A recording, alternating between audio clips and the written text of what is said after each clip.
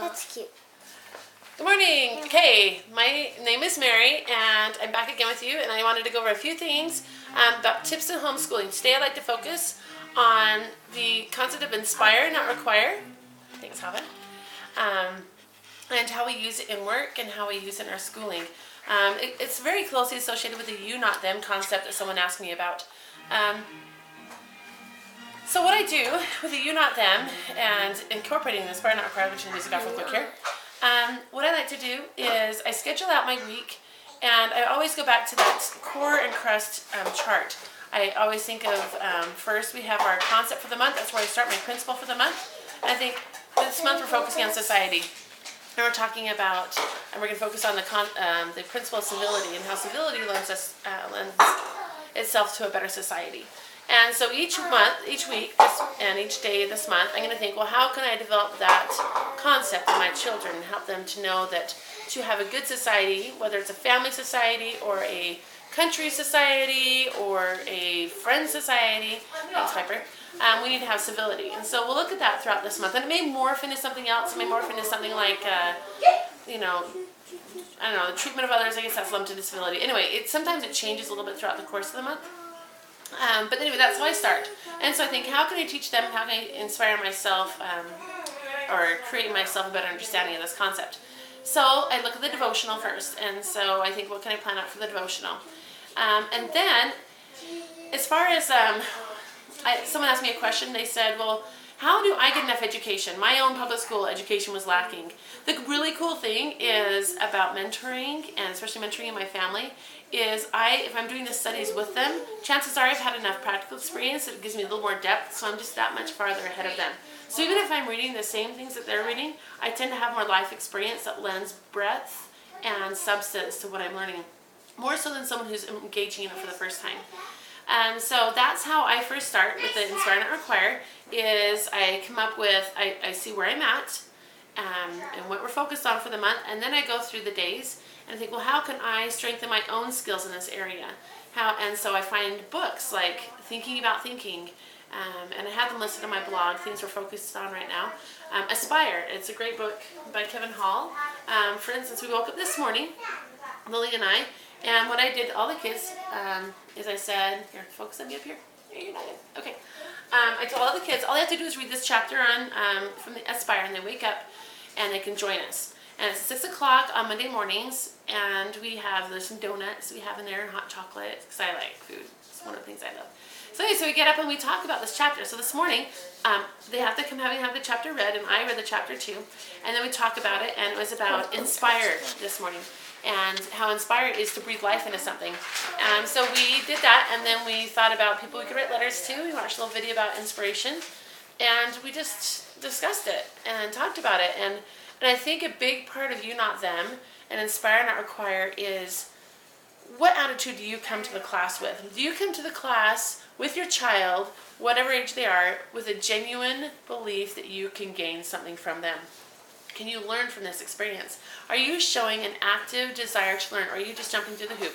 I've done it both ways. I've gone through and tried to hurry and skim through stuff where I don't really understand the content, and I've tried to fake it through the class, and it really does nothing for me.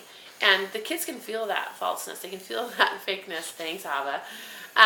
So a big part of you, not them, is authenticity. Is why are we doing this? Is there real purpose in it? Is it valid enough for you to study, for them to study, for you to study it too?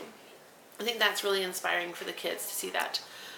Let's see. Another question they had was, let's see. Oh, don't do that, please.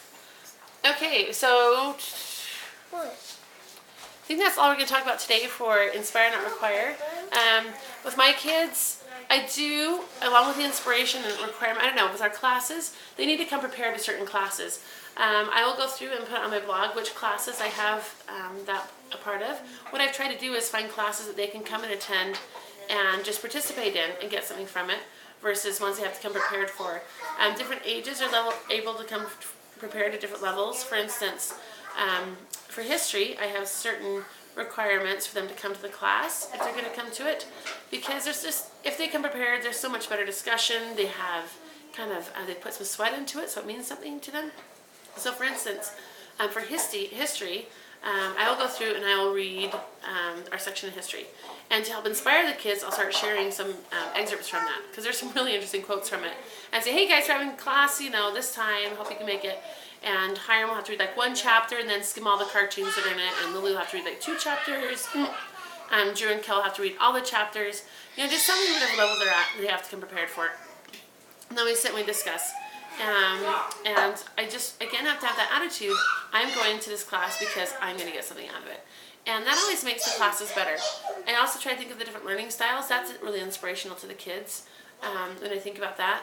And, maybe I am focusing on you. I think that's our them. It's an important part, but my you about it is, I'm trying to improve my ability as a mentor and as a parent and as a mother. That's my mission.